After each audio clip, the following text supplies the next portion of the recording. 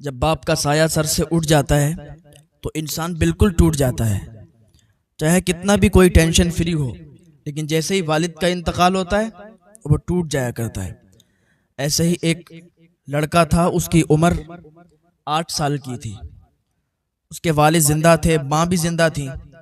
वालिद का काम ये था कि जंगल जाते थे, परिंदे पकड़ कर लाया करते थे और उनको फिर बेचा करते थे। तो यही उनका कारोबार था। तो एक दिन क्या हुआ, उनकी तबीयत खराब हो गई। तबीयत खराब हुई, बिस्तर अलालत पर पहुंचे, काफ़ी दवाई चली, काफ़ी दवा उनकी कराई गई, लेकिन कोई फ़ायदा नहीं हुआ और आखिरी वक्त आ गया, यहाँ तक कि इंतकाल कर गए। जब इंतकाल हो गया तो 8 साल का बच्चा था। जो पैसे, जो रकम जमा की गई थी, जो उसने जमा की थी, वो कुछ दिन तक वो पैसे चले और सारे खर्च हो गए, क्योंकि खर्चे भी आप जानते हैं कि जितनी कमाई इंसान की नहीं होती उससे ज़्यादा तो खर्च हो जाता है। तो कुछ दिन उसकी रकम उसके घर वालों ने यूज की। एक ही बेटा था, उसकी माँ थी और कोई नहीं था। बेटा बड़ा होता गया, यहाँ तक कि 12-13 साल का हो गया। उसने बाप के साथ जा जाके थोड़ा हुनर सीख लिया था, परिंदों का शिकार करने का कुछ उसको आ गया था हुनर। वो जाता था बाप के साथ, सीखता रहता था। तो जब 12-13 साल का हो गया, एक दिन माँ से कहने लगा, माँ अब हमारा ऐसा कोई कारोबार भी नहीं बचा है कि जिसके जरिए से हम अपने घर को चलाएं, जिसके जरिए से हम अपनी जिंदगी बसर करें। माँ अगर तू इजाजत दे तो मैं यही बाप का कारोबार जो था, जो वालिद साहब का कारोबार था, उसी को अपना लूं। मैं जंगल जाके परिंदों को पकड़ कर लाके और बेच दिया करूं। माँ कहने लगी, तू बाप के साथ जाता तो था, लेकिन तुझे इतना तजुर्बा नहीं है कि तू परिंदों को कैद कर ले, परिंदों को पकड़ ले। उसने कहा, माँ जाके देखता हूँ। उसकी माँ ने इजाजत दे दी, क्योंकि थोड़ा बहुत तो इसे हुनर था। उसकी माँ ने इजाजत दी, कहा जाओ, अगर कर सकते हो तो फिर चले जाओ। अब इसने जंगल की गलियां, रास्ते सब देखे हुए थे कि किधर से निकलना है, किधर जंगली जानवर हैं, सारा माहौल इसको पता था। ये एक दिन जंगल में गया, इसने जाल बिछाया, परिंदों को पकड़ने की तकनीक इसने डाली। बहुत देर तक यूं ही बैठा रहा, यहाँ तक कि अंधेरा होने लगा। रात आने को आई तो कोई भी परिंदा इसके जाल में नहीं आया, कोई भी परिंदा इसने नहीं पकड़ पाया। मायूसी की हालत में घर आया, माँ से कहने लगा, माँ हम जंगल तो गए थे लेकिन कोई परिंदा हमें नहीं मिला कि जिसको हम ले आते और फिर उसको फरोख्त करते और कुछ पैसे हमें हाथ लगते। उसकी माँ ने उसे तसल्ली दी कि बेटा ऐसे ही आसानी से कोई काम में सक्सेस नहीं मिलती है। लोग सालों साल लगा देते हैं काम सीखने में, लोग सालों साल लगा देते हैं अपने काम को करने में। बेटा तेरा तो आज पहला दिन था, तू बिल्कुल मायूस मत हो, हिम्मत नहीं हारना बेटा। तू कल भी जा, परसों भी जा, बेटा ऐसे ही जाते रहो, एक ना एक दिन तुम्हारा काम शुरू हो जाएगा और परिंदे भी तुम्हें मिलना शुरू हो जाएंगे और तुम उनको बेच के अच्छी खासी रकम हासिल कर लोगे। इसने माँ की बात सुनी तो इसे तसल्ली हुई। रात को लेटा, सुबह को जब उठा तो फिर ये जंगल की तरफ सुबह सुबह के लिए चला गया। जंगल में वही परिंदे पकड़ने की तकनीक इसने अपनाई। तो पहले दिन भी कुछ हाथ नहीं आया, दूसरे दिन भी कुछ हाथ नहीं आया, तीसरे दिन भी कुछ हाथ नहीं आया, यहाँ तक के 7 दिन इसे कुछ भी हाथ नहीं आया।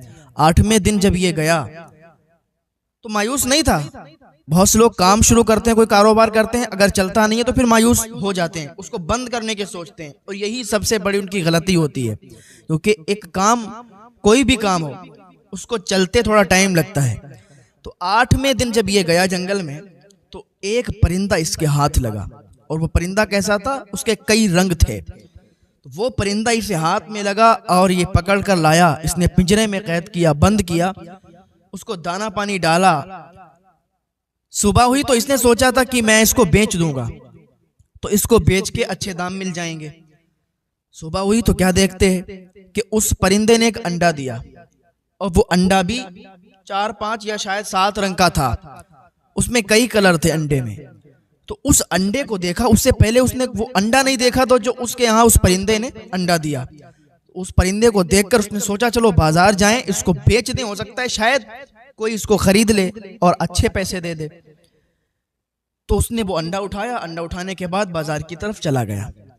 सोच तो यही रहा था कि कौन इसको खरीदेगा अंडे को, लेकिन बाजार से जब वो हाथ पकड़ कर ले जा रहा था, हाथ में पकड़कर अंडे को, तो एक दुकानदार था जो बड़ा चालाक था।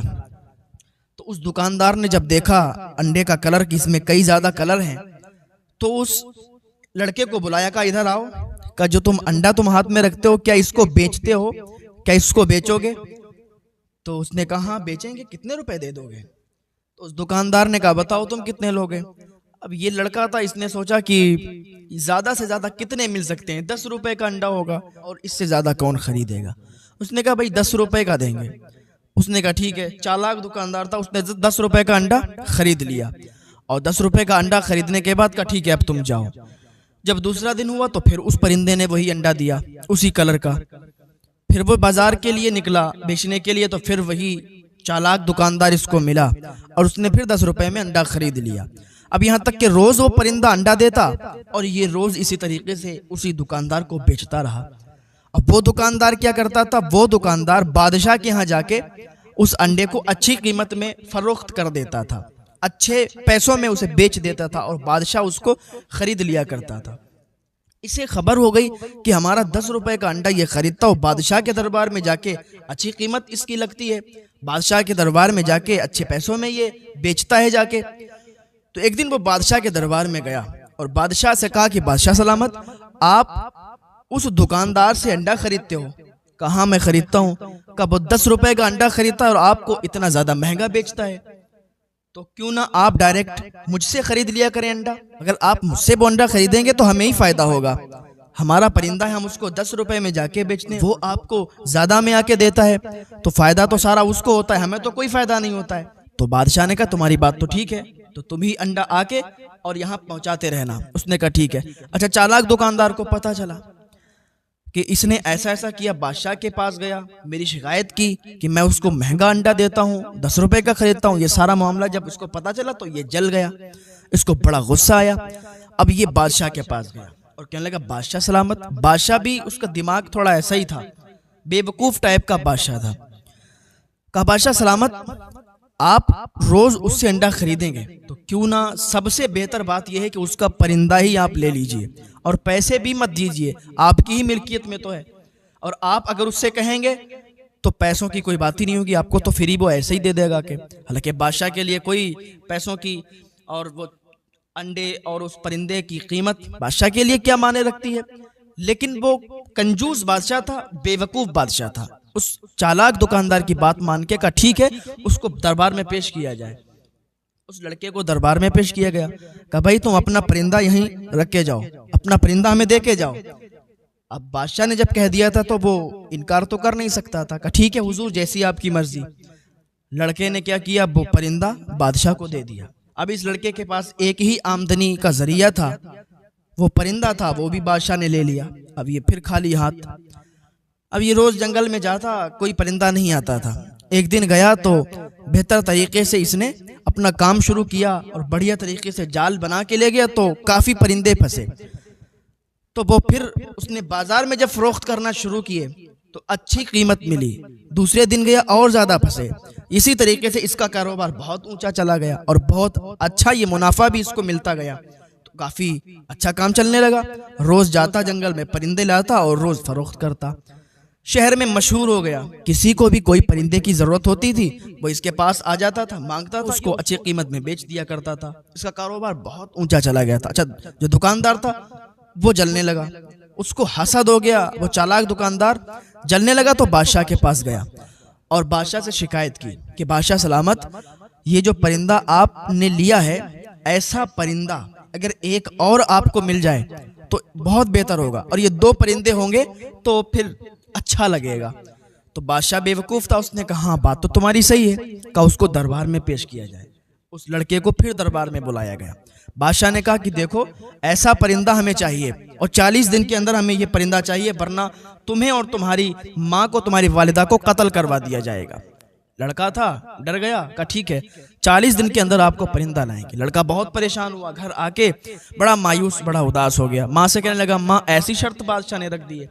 माँ ने कहा बेटा उदास मत हो, और जब माँ दुआ कर दे तो फिर बात ही क्या है, माँ बाप की दुआओं में बड़ा असर होता है। माँ ने कहा बेटा परेशान मत हो, जा इंशाअल्लाह तेरा काम हो जाएगा और 40 दिन से पहले ही तुझे वो परिंदा भी मिल जाएगा। माँ ने दुआ कर दी थी, टेंशन ही खत्म हो गई। लड़का जंगल में गया, जाता रहा, और परिंदे तो आ जाते थे लेकिन वैसा परिंदा मिलना बड़ा मुश्किल था। एक दिन इसने जाल लगाया और वही परिंदा जो इसने पहले इसके जाल में फंसा था, वही जो अंडा देता था, कलर उसका बदला बदला था, सेम वैसा ही परिंदा फिर फंस गया। इसने परिंदा पकड़ा और पकड़ने के बाद बादशाह की बारगाह में गया। कहा, लीजिए बादशाह सलामत, जैसा आपने हुक्म फरमाया था परिंदा वैसा ही मैं पकड़ के लाया हूँ। बादशाह ने परिंदा लिया, खुश हो गया। अभी ये चालाक जो दुकानदार था, इसने सोचा यार इसने इस शर्त को भी पूरा कर लिया, इस काम में भी ये आगे निकल गया, परिंदा पकड़ना तो बड़ा मुश्किल था, इसने ये भी कर दिया, चलो देखते हैं अब की ये क्या करेगा। वो दुकानदार आके बादशाह के पास फिर आया और कहने लगा, बादशाह सलामत, आपको पता है ये जो परिंदे लाके इसने आपको दिए हैं, ये परिंदे एक फूल होता है उसको सूंघते हैं, अगर 1 साल के अंदर उस फूल को इन्हें नहीं सूंघाया गया, इन्होंने उस फूल को नहीं सूंघा, तो फिर आपके ये परिंदे मर जाएंगे। बादशाह ने कहा, अच्छा फिर इसका इलाज क्या है? बादशाह सलामत सुनिए, एक बाग है, वो देव का बाग बोला जाता है, उसमें काला देव रहता है। उस जमाने में एक बाग था, उसमें मशहूर था कि काला देव रहता है।